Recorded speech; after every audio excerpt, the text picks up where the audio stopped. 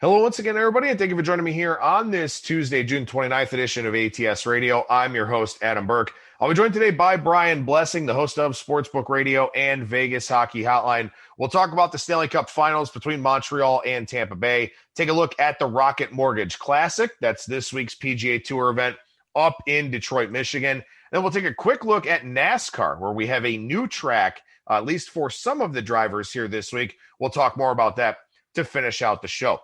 Make sure you download the ATS app, which you can find in the Google Play Store or in the Apple Store. You can use it as a bet tracker. It's an odds screen, a stats database, a lot of helpful handicapping resources at your fingertips with that ATS app, which works for Android as well as iOS devices. So you can get that in the Google Play Store or in the Apple Store. It means you can read my MLB article, which is posted every day over at ats.io. We did change the format for that. Now doing a landing page with links to the games that I like for the day. So we're not reading 4,000, 5,000 word write-ups on the MLB card, just looking at the individual picks and previews for the things that I like on that day's card. So we definitely streamlined that quite a bit. But lots of other good content over at the website as well, with WNBA, NBA playoffs, NHL playoffs.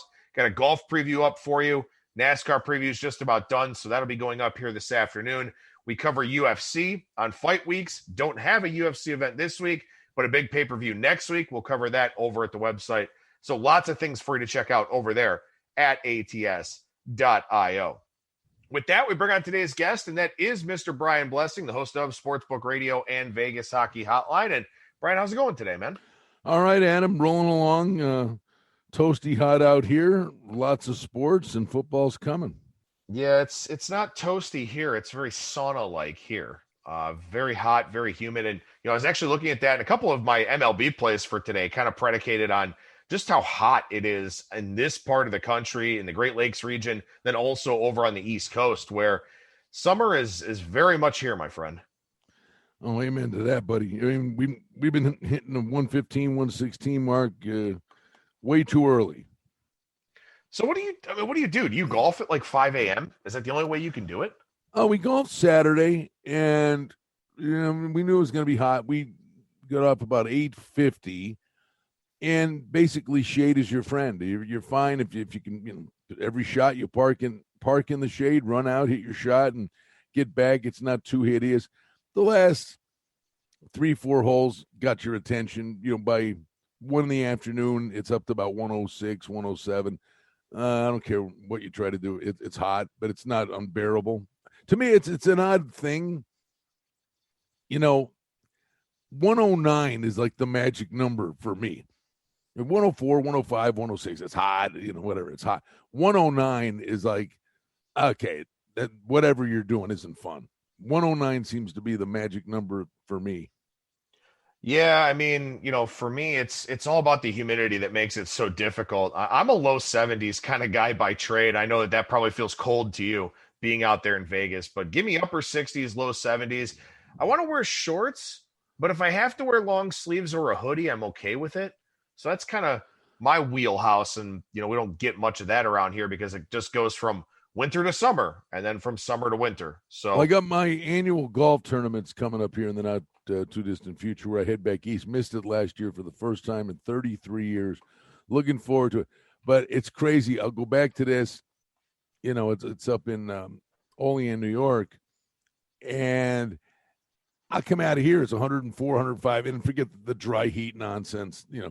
Hot's hot, but I get back there, and anything in the high 80s.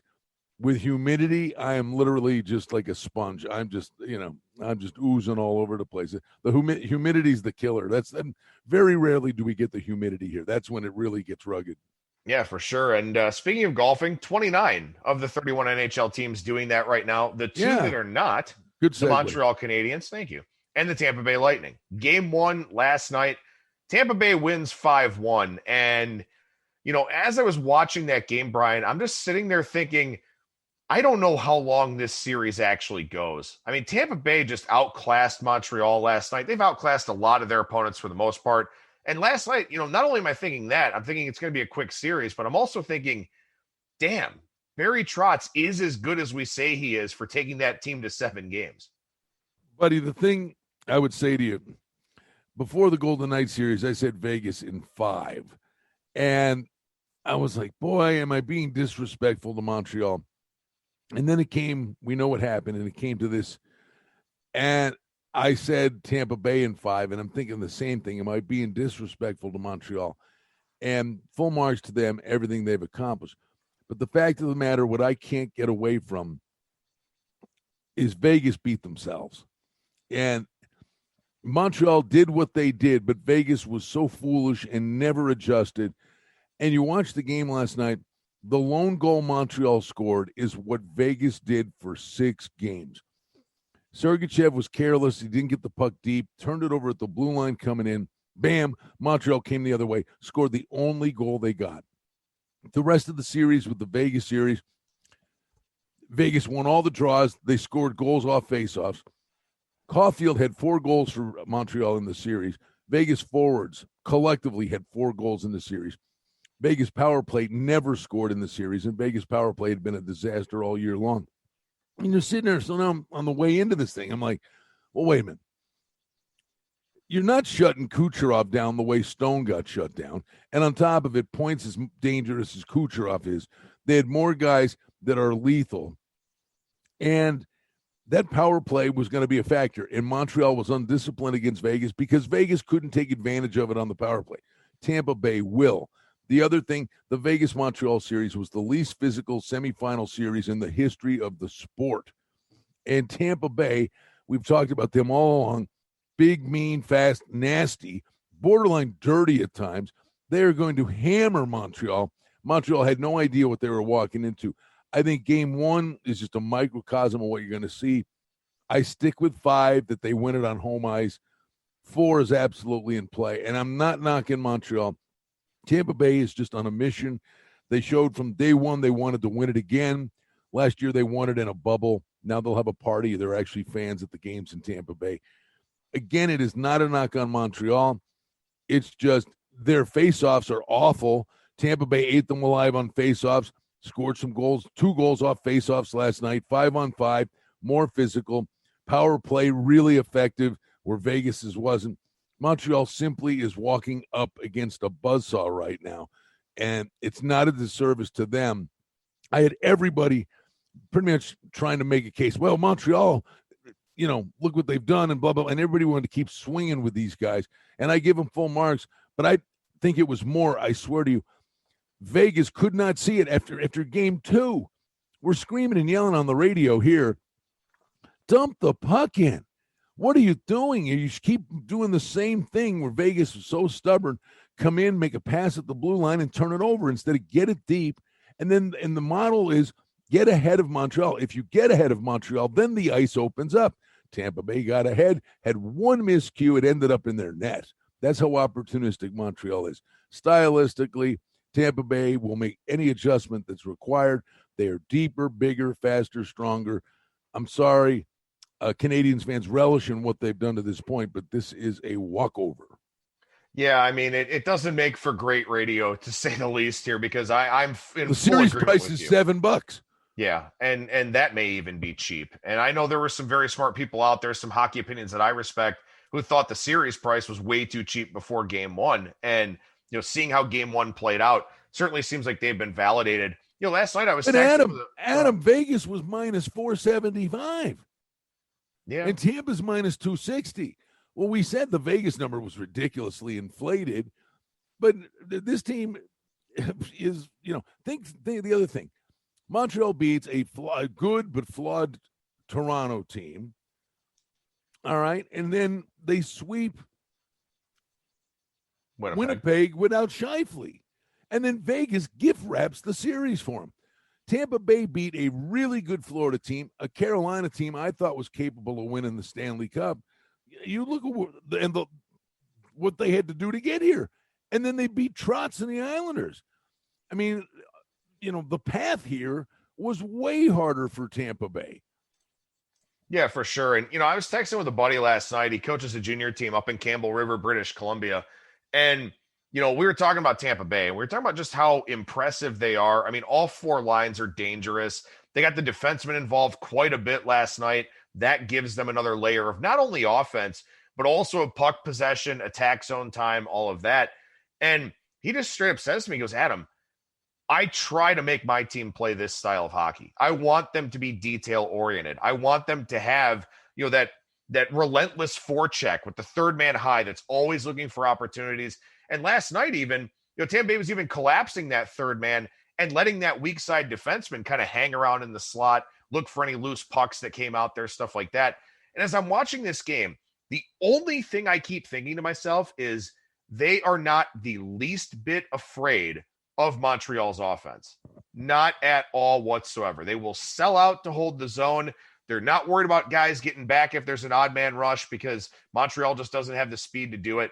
Tampa Bay looked like a team playing with utmost confidence last night. And I don't know why anything would change the rest of the way in this series. I don't think anything will change the rest of the way in this series. And we've seen a price adjustment to game 2 where Tampa Bay is a little bit higher of a favorite, up about 10 to 15 cents at most places. But like you said, I mean, look, maybe it's a gentleman's sweep. Maybe they give Montreal one at home so that they can win it at home, something like that. But I don't see any reason I would bet against Tampa Bay in any one of these games in this series. From a betting perspective, I will say, and believe me, I had 2 horrific beats in soccer this week. I mean, France, good. I'm so glad they're out because what they cost me this week in the soccer, I had some cool stuff hooked into that. Thankfully, the hockey is still hockey. I played Tampa on the puck line in game 1 and played the over in game 1. You know I do that. I do it all the time. Teams get to know each other, and then the series tightens up. So game 1 kind of went true to form, at least how I thought it would. But I'll just go back from a betting perspective to say how good Tampa is, that I believe in the Islanders and thought the Islanders had every opportunity to win that series. And in game 6, when they're home, I know Stevie Slapshot, a bunch of guys are talking, I want the plus price. I'm taking the Islanders. I said, well, I believe in the Islanders, but you know what? Here's what you're dealing with. I said, I think the safer play, not as big a plus price, but nonetheless a plus price, was play under 5 because it's correlated. If the Islanders were going to beat Tampa Bay, it was going to be an under game. But the problem was, and it happened in game 7. So in game 6 it worked, and it worked also in game 7. Said that if the Islanders are in the game and have a chance to win, it's correlated that it's low scoring. The problem is you're getting 2 for the price of 1, and the safer bet was to play the under because Tampa Bay is every bit as capable of winning a low-scoring 1-goal game. So the safer play was to play the under, and that was against a team that could frustrate them. Montreal's kind of, I've made the analogy with you before, they're a poor man's Islanders in that they suffocate you, but not as good as the Islanders do. But the big deal is if Montreal gets the lead, that's when they're really dangerous. Tampa Bay, you watch that game, even after Montreal scored, which was kind of a mistake by Sergachev, Tampa never panicked, never did anything. But the fundamentals, Adam, they get it deep and they work you deep in the zone. And it's such a simplistic thing. But Montreal came out of the zone against Vegas. It was a walk in the park. They'd get it to a forward on the half wall coming out, and a chip and chase, and a guy would get the puck and go with speed. And honestly, if you're watching this and going, why isn't Vegas adjusting this? If you dump it in, it's not necessarily going to produce a goal, but the goals were coming off face-offs and their best chances off cycles. But they refused to do it and let Montreal come back at them with speed. The one thing you do when you dump it deep, maybe you're not necessarily scoring in rapid fashion, but you're denying Montreal to come out of their own zone cleanly. And that's what Vegas kept letting them do. Tampa Bay gets the puck deep, doesn't necessarily lead to a goal, but you're never in danger of Montreal coming back with odd man numbers, and that's how they score. And Tampa Bay is not going to make the same mistakes Vegas did. And, oh, by the way, they got way better personnel.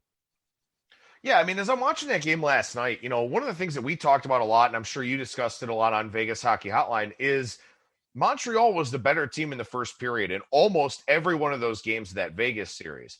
And I thought last night, Montreal skated well in the first period. I thought there was great pace, great physicality the first 20 minutes in that game, but that was maybe as good as Montreal could play. They were down 1-0 and looked like they didn't even really belong in that game for the most part. So maybe you get that big first period push from Montreal in game 2, much like we saw, throughout that Vegas series. But I don't know if Tampa Bay gets phased by that. I just maybe Montreal first period in game 2 if you want to take something with a plus price, something like that. But man, Tampa Bay, they're just the best team in hockey. There's really no other way to say it. No, and the one thing is, and I could look like a complete idiot when it's all said and done, because a visiting team's goal is to get a split in the first two.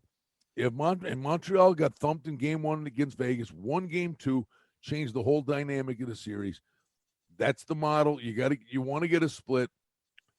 If Montreal were somehow able to eke out a win in game 2, okay, you got a series. I still think Tampa Bay is comfortably the winner. But if Tampa wins both these games, I can't envision them not getting a split in Montreal and this ends in 5. I mean, yeah.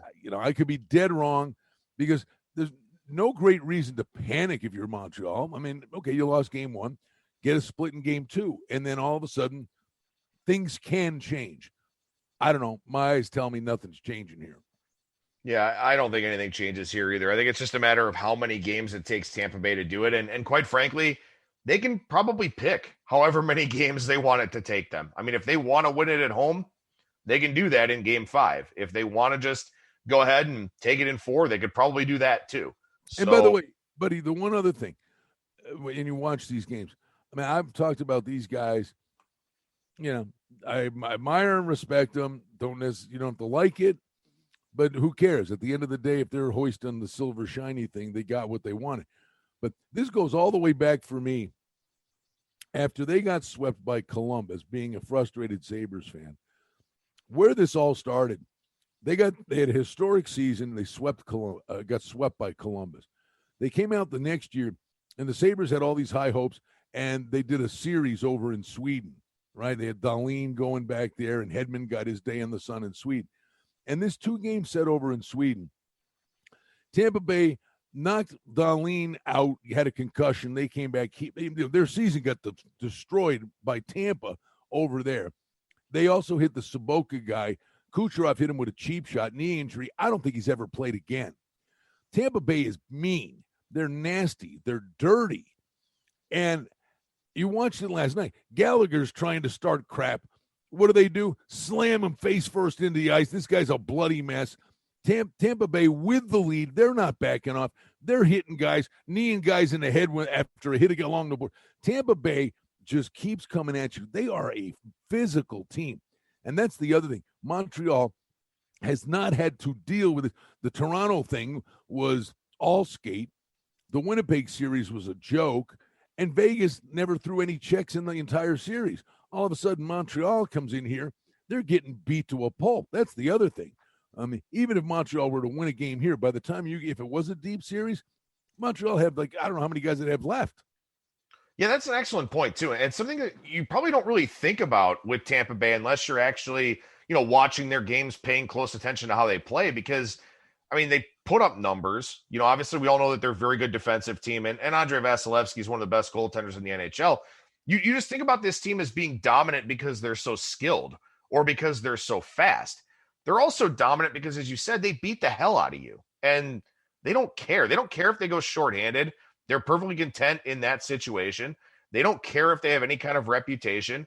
And, they do everything. I don't know if there's a single weakness on this Tampa Bay team, and that's probably why we're going to see this thing end in 4 or in 5. And by the way, the Lightning will be the preseason favorites for the Stanley Cup next year as well.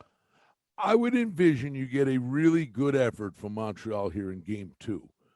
And again, I'll go right back to the same premise in the Islanders series. If you're looking for a way to bet this, to me, it's Tampa on the puck line, or you could play under 5. So if Montreal shows up and they give a big effort and they're in this, price has to come up big. They've got to make adjustments, do a better job coming out of their own end. But the one thing they can't adjust is they're horrible on faceoffs. Just horrible. I mean, Vegas scored the majority of goals they scored in the series were right off faceoffs. And Tampa Bay got 2 last night, right off faceoffs. So you can make all the personnel adjustments and all the thing you want to do, but if you can't win a face-off and you spend the whole game chasing the little round black thing, and you're constantly starting with it as Tampa Bay is, that makes it an even bigger hill for Montreal to climb. All right, let's transition over to the golf side of things here and talk about something that should be a lot more competitive up at the Detroit Golf Club. And this is called the Rocket Mortgage Classic. I kind of have a problem with something being called a classic when it's only the third installment of it, but it is just the third year for this tournament here. Used to be the Quicken Loans National. Now it's the Rocket Mortgage Classic. And Brian, this is a birdie fest. I mean, 25 under and 23 under, the two winning scores that we've seen here. It's the flattest course on the PGA Tour schedule. The rough is not particularly penal. There's one hole that has water. It's a very Great Lakes-oriented course, as a couple of guys who have played a lot of them throughout our lifetimes here. You know, there's just not a whole lot to really worry about with this course. So guys can attack flags. Guys can go ahead and rip it off the tee and not really worry about where it lands necessarily. So someone's going to go real low for this tournament. And as I said, only the third time that we've seen it. Some of these guys have not played here yet. Some guys have played 1 year and not the other. Last year, it was the fourth tournament coming off of the shutdown. So some of the guys that were playing in it were shaking off some rust. Nate Lashley won the first one. Bryson DeChambeau won the second one. DeChambeau is your 7-1 favorite here this week, Brian. What do you do with a tournament like this where someone's going to post a score of 20-something under and wind up winning at that number? I go long shot hunting, because if it basically is a putting tournament, it brings so many other guys into the field where, you know, DeChambeau could tower over the field and he's consistently 10 feet from the hole. But if he's not making the putts, but other guys are pouring putts in, it brings so many other guys into the equation. I mean, I'm swinging at it. A couple of guys, I think this is the kind of event, a guy like Chez Reavie strikes me as a guy that could get the flat stick going and get really hot. A guy, Chris Kirk at 90-1 is a guy, is one of these guys that wakes up every now and again and goes really low. I think you just look for guys that can get hot, and I think you swing at it with some long shots, and then again, as is the custom each week, is maybe come back on Friday night with a name guy who's 4 or 5 off the pace. But I think reading about it, and you mentioned it to a degree, it's the flattest course on the entire PGA Tour. It's tree lined. There's nothing there. There's not a problem. You know, it's like, and these guys are also good. Their distance control.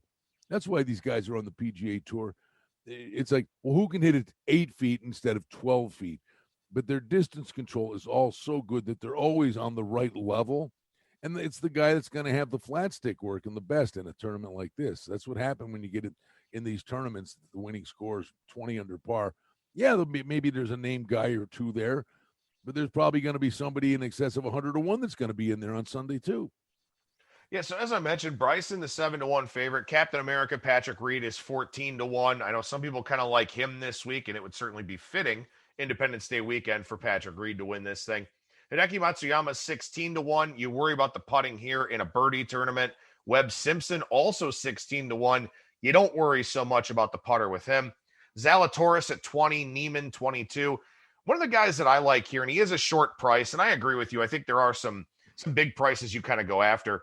Jason Kokrak is 27-1 this week. And Jason Kokrak is a guy that is, I think he's second in strokes gained putting this season. So if this is a birdie fest, then you certainly want guys that really roll the rock very, very well.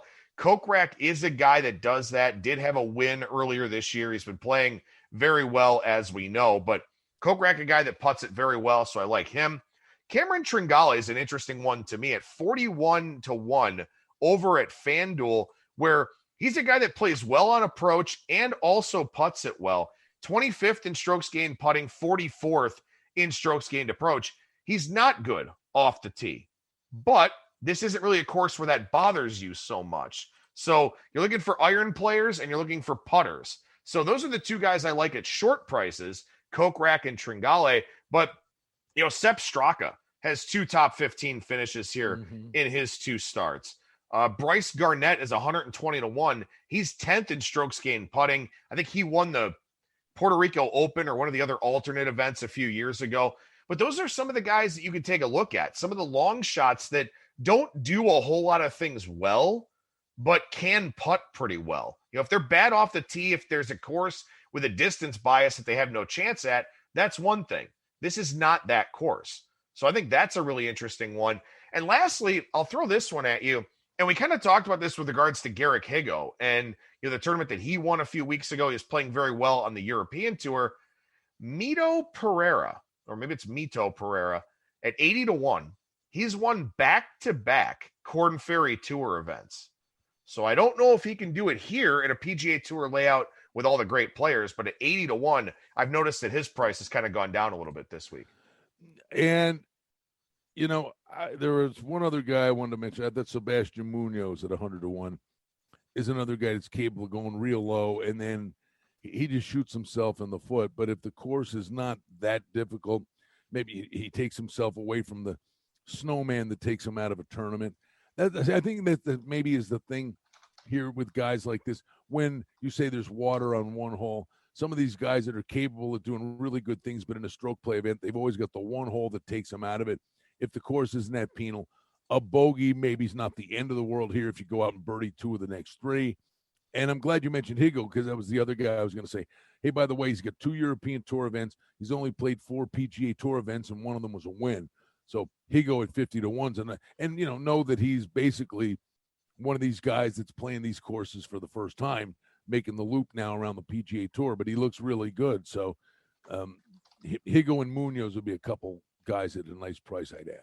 Well, and of course, another angle to look at here for this tournament this weekend is, it's one of the final chances to qualify for the Open Championship. That's 2 weeks away here. I think next week is the John Deere Classic in Illinois.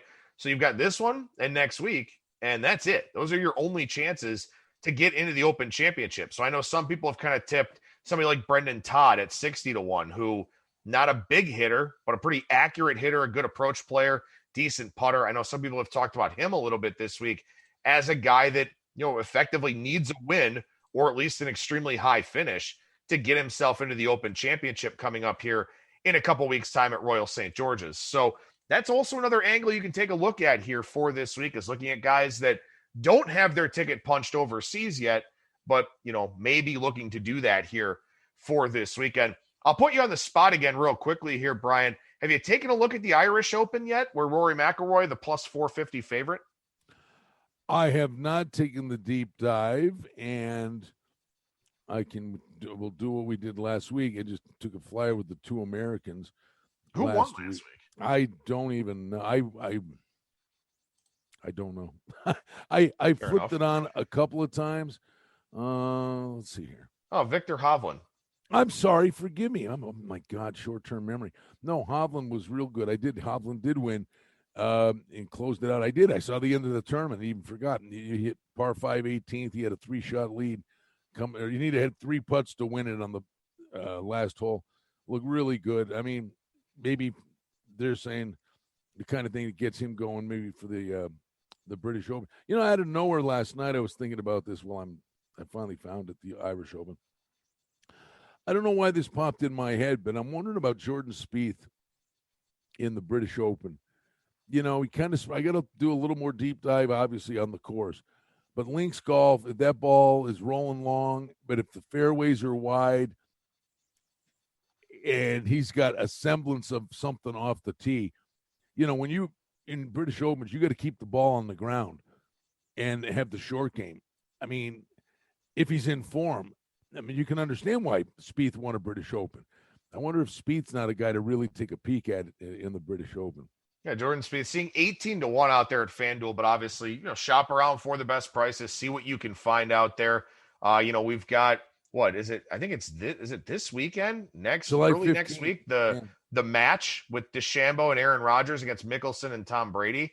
That'll be, something people will be talking about. That's actually going to be kind of fun to watch. I don't really care to bet on it necessarily, but it's in Big Sky Country, and it's like 8,000 feet in elevation, and there's like a 400 and something yard par 4 that they think Deshambo might actually be able to drive because of the elevation and the extra distance. So at least that'll be kind of something fun to keep an eye on. But you think about the European Tour, and you don't have a ton of big name players for the Open over there. Rory's there, Shane Lowry, Tommy Fleetwood, Martin Keimer, Andy Sullivan, some of the other guys that are in this field. But next week, the Scottish Open, probably going to get some players that go from over to the Scottish Open just to get themselves ready. Mickelson and Fowler always used to go and play in that. Mickelson ended up Fowler won it the one year. Mickelson was right there and ended up winning the British Open. So take note of the guys that go over there to get their feet wet with the link style of golf. All right, this week I would take, clearly you look at McIlroy and Lowry, the Irish guys, and the fan support, but there's pressure. I would say I would take a swing at a guy like Eddie Pepperell at 66-1. Big fan of his. You think he could go in there, maybe upset the apple cart a little bit. Pepperell he'd be my price play. I'd take a peek with him. All right. Sounds good to me. And like I said, I think this is something that we'll most definitely want to pay attention to next week. Going up against the John Deere Classic. I don't know how many guys will actually go and play that at TPC Deer Run, but we should see a lot of guys go over to the Scottish Open to where they can get accustomed to the time change and all of that. And especially too, in this, I guess COVID's still, kind of more of a thing worldwide than it is here in the US, but, travel's different. I don't know what sorts of quarantine requirements these guys are going to be under or anything like that for the Open Championship. So probably going to see an extremely weak field next week at the John Deere, where maybe the Scottish Open going to be, the signature event and the one that we want to pay attention to. That's a good point, because usually the John Deere, they play that tournament and there's like a charter waiting to take them all right from Wisconsin to the British Open. But with the quarantining thing, and remember, they just had a European Tour event that they moved back a day and shortened to 54 holes, because the majority of the golfers, I think it was in Germany, or was it Portugal? Germany.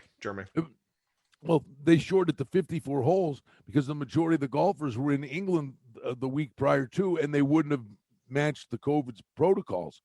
So I think you bring up a good point that the John Deere field probably really suffers mightily, because guys will want to get over there and get situated and make sure they got their housing and the whole 9 yards and whatever protocols they got to go through. That's a good point for the John Deere.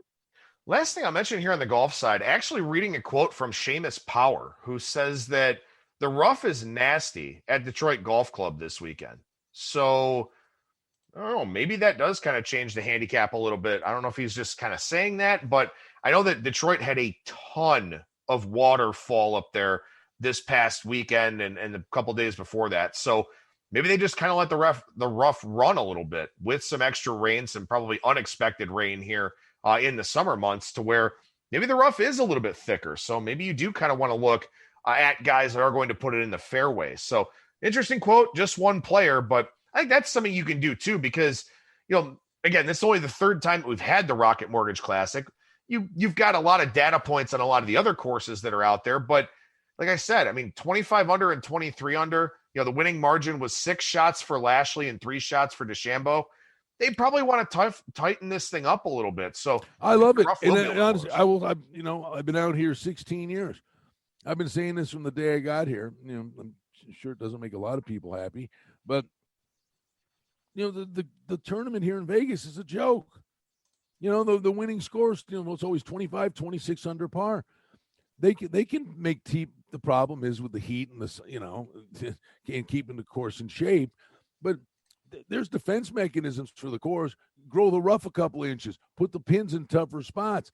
There's nothing exciting about a birdie in the Vegas tournament. I hate tournaments like that when the winning score is 24 under par. It's a putting tournament. It's not, hey, that's a birdie. That was great. No, the birdie's expected. And honestly, when you want the quality of the field to improve, now it has, because there's FedEx Cup points for the following year, so that's helped.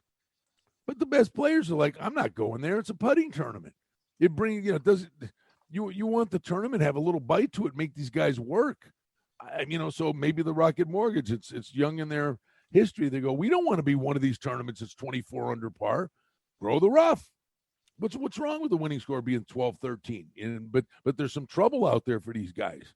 No, that's an excellent point. Definitely something to consider here for this week's tournament. Again, I think it is important to kind of read what the players say about these courses as they're going through their practice rounds and all of that. And I'm sure the NASCAR drivers will have a lot to say about Road America here up in Wisconsin. That's this weekend's Jockey Made in America 250 on the 4.5-mile road course, or 4.048 miles, something like that, whatever it is up there in Wisconsin. But this is a road course race that's really interesting. And we won't dive too deep into this one because I know Brian hasn't really had a chance to look at it, and I just kind of looked at it here this morning.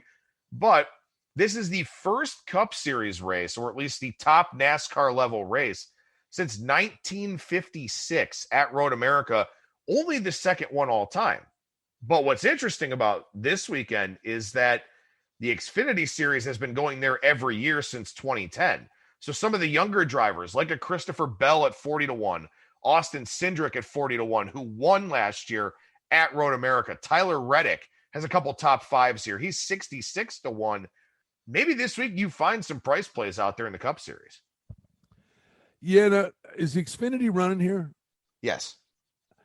I would say I do not see the numbers up yet for it, unless you've got something. But in the Xfinity race, keep an eye on the Ty Gibbs kid, because he's figuring this out, and he's already won a road course event this year. So in the Xfinity, I'd be taking a peek at Ty Gibbs. You know, Cindric always takes all the money. As for the Cup Series, clearly you look at Elliott. Larson's on a Tootsie Roll. The one guy who's very good and maybe motivated after the scary accident in the rain on the road courses. Don't sleep on Truex on road courses. So he looks like he's plus 450. You know, I'd probably lean Truex's way, but Elliott's a monster on road courses. Yeah, I mean, that's the thing. I'm going to take some shots here and play a Christopher Bell at 40-1, Kurt Busch at 40-1. He ran well at Sonoma in the most recent road course race. I'll take a piece of Cindric at 40-1, something small on Reddick probably, and that'll be it. And Chase Elliott probably wins at plus 250, or maybe Kyle Larson wins at plus 350. So it may all be for naught, but, you know, I'm going to take some long shots here of the Xfinity Series guys that have run here, are at least somewhat experienced with the course. I mean, look, it's over 4 miles long. There are 14 turns on this thing. Yeah, it's a car race at its core, and all of these guys are world-class drivers, and even the guys who haven't run here will figure it out. But still, I'll take some shots at the guys that at least know their way around the course a little bit. Yeah, you know, the road course events, they're okay. I think you matchups, group matchups, other ways to play it, because give me the Talladega and some super speedways where some real prices are in play. Brian Blessing, the host of Sportsbook Radio and Vegas Hockey Hotline, talked about a lot of good stuff here on today's show, and you talk about a lot of good stuff on your two shows all the time. Vegas Sportsbook Radio, Sirius 204, Sports Grid Radio Network, KSHP 1400 in Las Vegas, and that is 2 to 4 Eastern Time on Sirius 204, the Sports Grid Radio Network, and then Vegas Hockey Hotline is at 1 o'clock Pacific at KSHP.com. Yesterday we had Dennis Bernstein on, joining us from Tampa Bay from the fourth period. Today we got Pat Micheletti. He's a great hockey guest from Minnesota. We're going to have cool guests for you all throughout the course of the week. Big hockey fan. And honestly, Adam, because I think the final is going to be short and sweet, the focus of attention in the NHL, this thing is not going to go away. You got the expansion draft with Seattle on July 21st. A lot of activity around the league based on that, and then the draft right after it.